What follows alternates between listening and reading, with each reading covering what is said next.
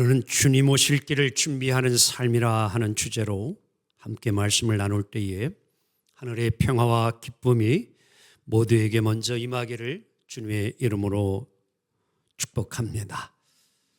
대림절 절기는 말 그대로 기다림의 절기입니다.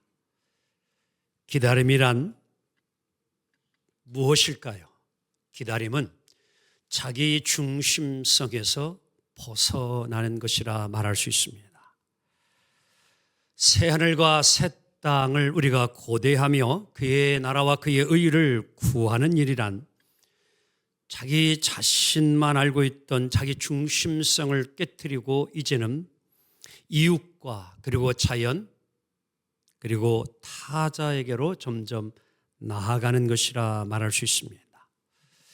이렇게 되기 위해서는 먼저 자기를 진정으로 사랑할 줄 아는 것이 필요합니다. 여기 자기 사랑이라고 하는 것은 이기적인 사랑을 결코 말하는 것이 아닙니다. 우리 예수님께서 여러분 십자가를 지심은 바로 그 십자가를 지실 만큼 자기 자신을 사랑했기 때문이에요. 자기를 사랑했기 때문에 인류를 위하여 자기를 내어놓을 수 있었고 자기가 죽음으로 온 인류에게 생명의 부활을 줄 수 있었던 것입니다. 하나님의 형상을 간직하고 있는 자기 자신에 대한 발견이요, 또 그런 자신에 대한 무한한 신뢰와 사랑으로 자기를 사랑하는 것입니다. 그래서 오늘 여러분과 저가 정말 주님의 기다림을 맞이하려면 자기 중심에서 벗어나야 합니다. 맨 아랫단의 글씨를 함께 읽어볼 텐데요. 시작. 자기 중심성에서 벗어나려면 자기를 진정으로 사랑할 줄 알아야 합니다. 그래야 타인에게 가게 되어지고 그리고 이웃과 하나님 사랑까지 갈 수 있어요. 예수님은 우리에게 그런 말씀을 주었습니다. 내 이웃을 어떻게 사랑하라? 내 몸같이 사랑하라. 우리 한번 옆 사람에서 지 몸은 되게 위하네 그래 봐. 리얼하게 이게 부딪히죠? 부부가 함께 살면서도 어떤 때는 저도 집사람이 자기 몸뚱이는 되게 위하네 그래. 저희만 그럴까요? 여러분들도 그럴 거예요. 그렇지요? 예, 자기 몸은 되게 위해요. 근데 이거 중요한 이야기입니다. 자기 몸같이 이웃도 사랑하래요. 내 몸이 귀한 걸 할 때에 상대방의 몸도 귀한 것을 아는 거예요. 내 아내, 내 남편이 귀한 존재인 걸 할 때에 다른 남편의 부인도 귀한 여자라는 것을 알게 되어지고 내 딸이 소중하고 귀한 것을 정말 아는 자가 다른 딸도 귀하게 여기는 거예요. 그걸 알면 가늠하지 못합니다. 바람 못 피우잖아요. 어떻게 내 아내는 소중한 것을 아는데 다른 아내는 소중하지 않다? 내 욕심을 채우기 위하여서 아니잖아요. 그것은 정말 진정한 사랑이 아니에요. 내 몸같이 이웃을 사랑하라. 여러분, 이 말을 우리는 잘합니다. 그런데 이 말씀대로 살아보려고 노력하지만 내 중심성에서 벗어나기가 결코 쉽지 않음을 우리는 잘 압니다. 그러면 포기해야 되느냐? 그만둬야 되느냐? 그건 아닙니다. 아무리 내 중심성이 나를 격급시 여러분들 쌓고 있을지라도 우리는 하나하나 내 중심성을 벗어나도록 노력해야 돼요. 평생이 그것이 걸릴지라도 내게 잘못된 그러한 자기 중심성의 고도들이 있다면 하나하나 벗어내고 더 벗어내야 된다는 겁니다. 쉽지는 않습니다. 하지만 내 중심성의 잘못된 삶조차도 인식하지 못하고 산다고 하면 그가 어찌 하나님의 나라와 하나님의 의의를, 평화의 나라를 소망하며 살 수 있다라고 말할 수 있습니까? 말씀대로 산다는 것은 쉽지가 않습니다. 말씀대로 살려면 제일 중요한 게, 여러분, 영어로는 이제 위에는 프락시스고 아래는 레오리예요. 이론과 실천이에요. 위에는 프락시스, 실천과 이론이에요. 즉 우리들이 행함과 행동이 따르려면 깨닫고 그 깨달은 대로 살아갈 때에 비로소 뭐가 이루어진다? 알매 도달하는 거예요. 우리 다 같이 한번 이렇게 하면서 시작. 깨달아졌어요. 알게 되어졌어요. 깨달음이 없으면 알 수가 없어요. 알아야 뭔가 행동하고 움직이는 거예요. 이렇게 하면 되는구나. 이런 믿음이라고 하는 것. 그래서 야고보서에서 주의 형제 야고보는 이렇게 우리에게 야고보서 2장 22절 5절에 6절에 말씀합니다. 함께 읽을까요? 시작. 영혼 없는 몸이 죽은 것 같이 행함이 없는 믿음은 뭐한 것이라? 죽은 것이라. 즉 머리로만 아는 성경 지식 중요하지 않다는 게 오늘 주의 형제 야고보는요. 우리는 어떠한 믿음이 필요하느냐? 다 같이 행함 있는 믿음, 행동 있는 믿음. 말만 하는 것이 아니라, 이론적으로만 하는 것이 아니라 정말 실천이, 프락시스, 행동이 함께 따라오는 믿음, 그 믿음을 우리 주님은 기뻐하실 줄 믿습니다. 하지만 오늘 여러분 가지고 어떠한 행동을 취할 때에, 이루어갈 때에 나의 입장만 있으면 안 됩니다. 상대방의 입장도 생각할 수 있어야 돼요. 그래야 성숙한 삶을 이루어갑니다. 숲속의 현재로 불리는 비온 나띠꼬 린데브라리의 책 가운데에 제가 읽은 책인데, 내가 틀릴 수도 있다라는 책이 있어요. 다 같이 내가 틀릴 수도 있다. 이번에는 이렇게 따라해요. 나는 절대 틀리지 않는다.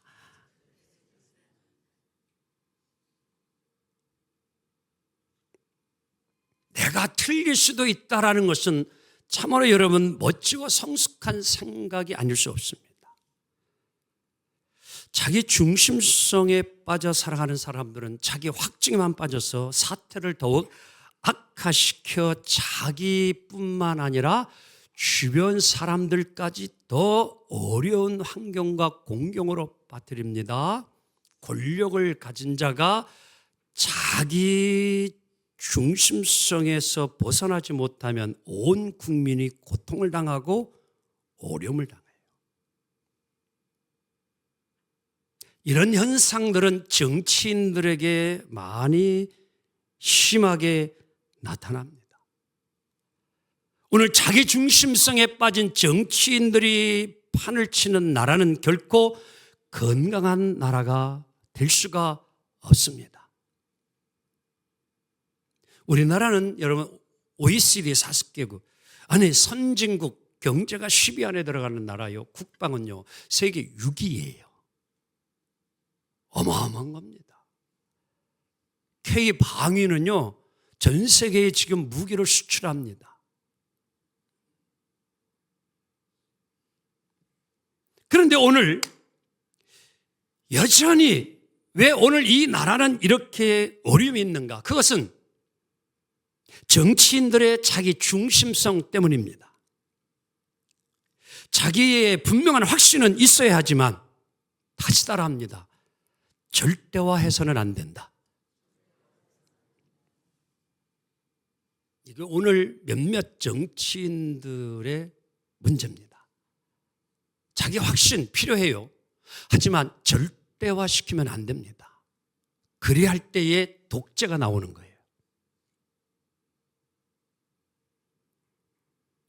내가 틀릴 수도 있다라는 것을 받아들일 수 있는 자가 참된 지도자요, 용기 있는 자입니다. 자기만 옳다라는 생각이 오늘 정치인들에게만 있는 것이 아니라 오늘 종교 그리고 사회 그리고 문화에도 암세포와 같이 퍼져 있습니다. 사랑하는 성도 여러분이요, 내 몸에 암세포가 있다면 우리는 그 암세포를, 암덩어리를 어떻게 해야 내가 살 수 있어요? 도려내야 합니다. 잘라내야만 살 수 있습니다. 마찬가지입니다. 오늘 절대화를 시키는 이러한 이들은 어떻게 보면 이 사회의 암세포와 같은 자들이 될 수도 있습니다. 과도하고도 편향적인 자기 확증을 도려내야 건강한 사회, 건강한 국가가 될 수 있어요. 그러려면 우리는 저마다 스스로를 한번 이렇게 오늘의 책 제목까지 생각할 수 있어야 돼요. 나도 뭐 할 수 있다?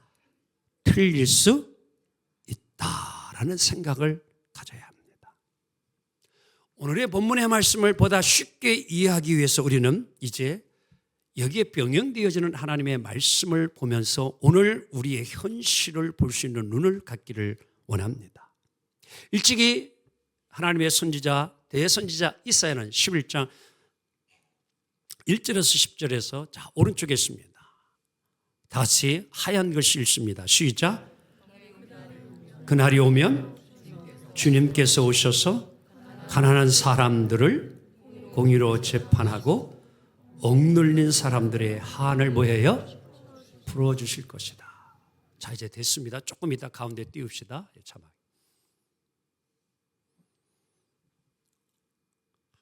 이 땅에 여러분 평화의 나라가 임하기 위해서는, 그 나라가 되기 위해서는 물이 바다를 채움과 같이 하나님을 아는 지식이 이 땅에 가득해야 합니다.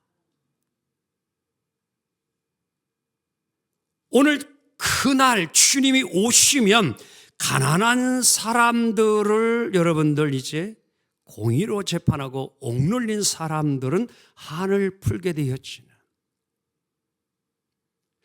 바른 지도자 그리고 왕이 나타나게 되었지만 오늘로 한 맺힌 것들이 풀어진다는 거예요. 가난함이 해결되어져요. 억눌림이 자유함으로 오게 되어집니다. 오늘 대한민국이 이러한 나라가 되기 원합니다. 억울한 자들이 사라지는, 살맛 나는 세상, 살맛 나는 한국, 기도합시다.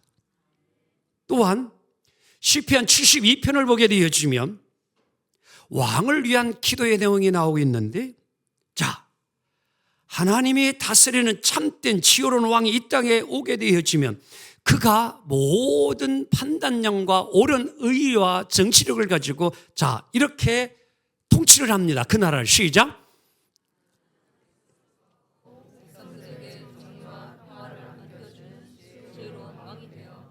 백성을 억압하는 이들을 꺾어 버린다. 가난한 백성을 구하고 백성들에게 정의와 평화를 안겨주는 지혜로운 왕. 오늘 어느 시대보다 이러한 대통령이, 왕이 이 나라에 세워지기를 소망합니다. 모두의 바람 아닐까요? 지혜로운 왕, 지혜로운 지도자가 어느 시대보다도 간절히 이루어지기를 원하는 오늘 대한민국, 함께 위하여 기도하기 원합니다. 사랑하는 성도 여러분, 이제 이 나라 대통령은 탄핵이 되었습니다. 그리고 180일 안에 이 헌재에서 기각을 해야 될지 인용을 해야 될지 결정이 될 것입니다. 그 기간 동안 국무총리가 권한을 대행합니다. 여러 가지 국방, 외교, 안보, 여러분 경제, 지금 문화, 교육, 정말 여러분 어려운 때를 우리가 보내고 있습니다. 하나님이 이 나라를 지켜줄 수 있도록 기도합시다. 이제 누가 또 앞으로 이 나라를 이끌어갈지 우리는 함께 기도하며 나아가기 원합니다. 이러한 때 오늘 여러분 가져가 해야 될 일이 무엇인가? 오늘 이제로 로마서 15장 4절로 13절에 이 시대에 우리들이 품어야 될 마음이 무엇인지를 이렇게 답을 주고 있습니다. 그리스도 시작. 서로 용납하고 받아들이는 것이 그날을 기다리는 사람들의 삶의 자세이다. 이 땅에 평화가 오기를 원합니까? 안정을 이루기를 원합니까? 행복을 원합니까? 우리 옆 사람 하면서 서로 품고 서로 용납하고 서로 사랑하며 삽시다. 아멘. 믿음에서 오는 것은 기쁨과 평화이지 비방과 분열이 아닙니다. 300명의 국회의원들이 오늘 이 말씀을 좀 붙잡기를 소망합니다. 누가 차기 지도자가 될 것이라고 하는 자기 욕심과 욕망에만 눈이 어둡고 같은 당에서도 당리당략 눈이 어두워서 친윤이냐 친한이냐 하면서 서로를 잡아 죽이지 못하는 오늘의 세태의 모습을 바라보며 우리 기도해야 합니다. 어느 때보다도 여야 지도자들이 손을 잡아야 할 때입니다. 그렇지 않습니까? 사랑하는 성도 여러분, 분열은 주님이 원하는 게 아닙니다. 서로 비방하고 헐뜯는 것은 아닙니다. 우리는 기다림이라고 하는 것이 세례요한이 오늘 우리에게 무엇을 주고 있는지 깨달아야 합니다. 기다림은 다 같이 회개하는 것이다. 여러분, 회개는 메타노이아라라는 단어로 다 같이 돌이키는 것. 돌이키는 것. 오늘 본문에서 8절 세례요한은 더욱 강조합니다. 회개에 합당한 열매를 맺어라. 여러분, 그냥 뉘우치고 내가 잘못했어, 내가 왜 그랬지, 이렇게 그냥 말만 하는 것이 아니라 진정한 회개는 열매까지 맺어야 된다는 거예요. 자, 아래 하얀 글씨 진정한 회개는 시작. 진정한 회개는 구체적인 삶의 변화를 가져오는 것입니다. 아멘. 변화가 있어야 돼요. 말만 아닙니다. 진정한 변화가 일어나고 열매가 맺어질 때 그것이 진정한 참된 회개라고 오늘 세례요한은 거듭거듭 강조하고 있는 것입니다. 사랑하는 성도 여러분, 오늘도 이 대림의 절기에 우리는 하나님 앞에 우리의 자신을 내려놓는 시간을 가질 필요가 있습니다. 내가 옳다고 생각하는 것, 붙잡고 있는 그것, 한번 정말 우리는 정말 그것이 옳은 것인지, 오늘 내가 붙잡고 있는 것, 내가 가지고 있는 것이 과연 옳은지 다시 한번 좀 우리 묵상해 봅시다. 이게 정말 옳은 것인지, 또는 오늘 내가 최선을 다하고 있는 그것이 과연 정말 최선을 다하고 있는 것이 옳은지 그런 것인지 다시 한번 좀 되돌아봅시다. 그것이 정말 필요한 때입니다. 그래서 이게 아니었네, 잘못을 알게 되어지면 뭐예요? 우리는 다시 돌아와야 합니다. 이게 회개예요. 그래서 정치가 개혁이 이루어져야 합니다. 아멘. 막연한 기다림이 아니라 오늘 우리는 자신을 내려놓고 회개하는 시간을 통해 우리의 복잡한 마음을 내려놓아야 합니다. 자신의 욕심과 욕망을 내려놓고 빈 마음을 가져야 합니다. 세례요한은요, 이 당시 가장 최고의 보여요, 존경을 받는 그러한 지도자 인물 중에 하나였습니다. 요즘 여론조사를 하게 되어지면 다음 대통령 후보 1위, 그게 세례요한이었어요. 아마 90% 이상 여론의 지지를 받고도 남는 존재가 오늘 세례요한이었습니다. 20%, 30%, 40%는 게임도 안 됩니다. 세례요한은요, 내가 왕이 되겠다고 하면 온 그 당시의 사람들이 다 모여 그를 왕으로 취되고도 남는 그런 환경, 배경이 다 실은 만들어졌어요. 그런데 보세요. 이러한 세례요한은요, 오늘 자기 욕심, 이스라엘의 왕 대통령이 추대로 받아도 얼마든지 할 수 있는 환경이었지만 그는 자신을 내려놓아요. 자신을 비웁니다. 뭐라고? 함께 볼까요? 나는 시작. 나는 그의 신을 들고 다닐 자격조차 없습니다.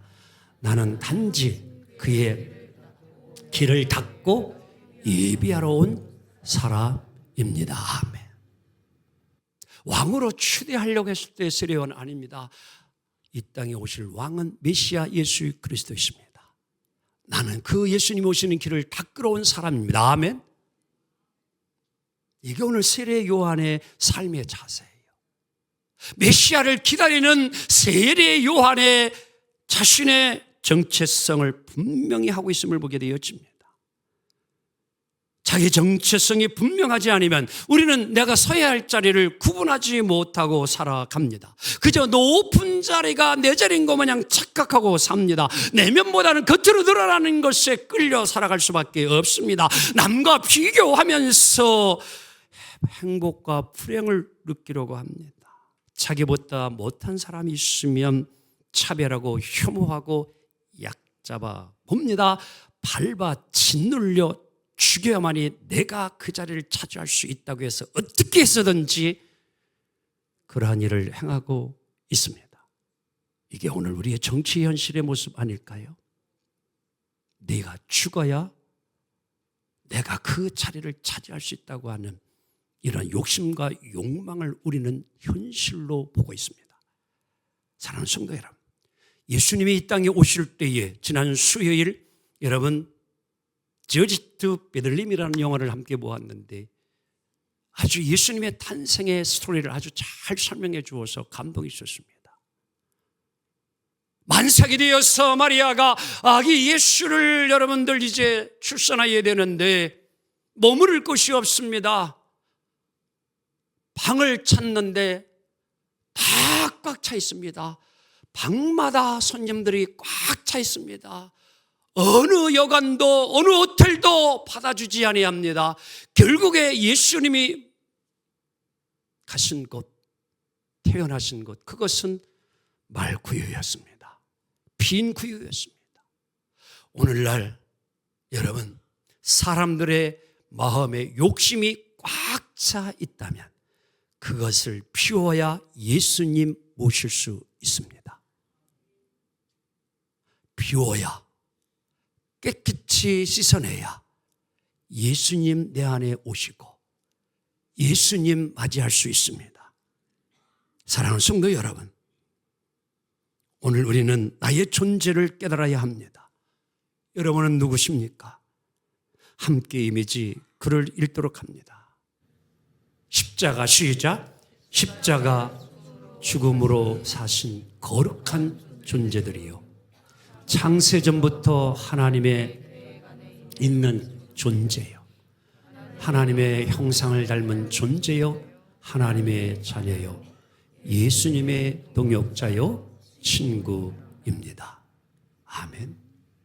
우리는 모두 하나님의 택함 받은 자요, 자녀입니다. 동역자입니다. 믿습니까? 일찍이 안디옥 교인들을 그리스도인이라 부름을 받게 됩니다. 그리스도인은 그 길을 따르는 사람들을 말합니다. 그 길이 무슨 길입니까? 예수의 길입니다. 예수님이 가신 그 길을 따라가는 사람, 예수님이 삶을 살았던 삶을 이뤄가는 사람, 예수님을 닮아가는 사람, 그가 곧 그리스도인, 크리스찬 성도임을 믿습니다. 기다림은 주님의 길을 예비하는 것입니다. 막연한 기다림이 아닙니다. 오늘 내 중심을 벗어버리고 자기 확증에 빠졌던 지난날 삶을 회개하고 나의 정체성을 이제 하나님의 자녀임을 분명히 확신하며 주님이 오시는 길을 오늘도 예비하며 준비하며 나아가야 될 줄 믿습니다. 이제 우리 함께 다 같이 이현수님의 시 다시 대림절에 라는 시를 함께 읽으며 은혜 받습니다. 시작.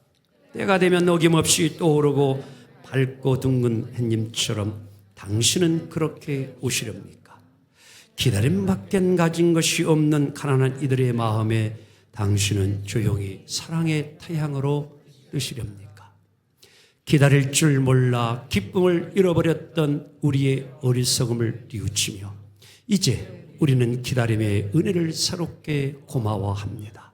기다림은 곧 기도의 시작임을 다시 배웁니다. 마음이 답답한 이들에겐 문이 되어주시고 목마른 이들에겐 구원의 샘이 되시는 주님, 절망하는 이들에겐 희망으로, 슬퍼하는 이들에겐 기쁨으로 오십시오. 앓는 이들에겐 치유자로, 갇힌 이들에게는 해방자로 오십시오. 이제 우리의 기다림은 잘 익은 포도주의 향기를 내고 목과 낙기의 소리를 냅니다. 어서 오십시오 주님. 마라나타, 주 예수여 어서 오시옵소서. 그렇습니다. 때림절기는 예수님이 우리에게 오시는 계절 시즌입니다. 우리가 이 예수님을 마중하러 나가는 계절입니다. 그 마중물은 다름 아닌 나의 중심을 벗어버리고 회개하는 것이요, 내 정체성을 찾는 것이요, 예수님의 길을 예비하는 것입니다. 그런 복된 삶을 모두 살아가기를 주님의 이름으로 축원합니다. 기도합니다.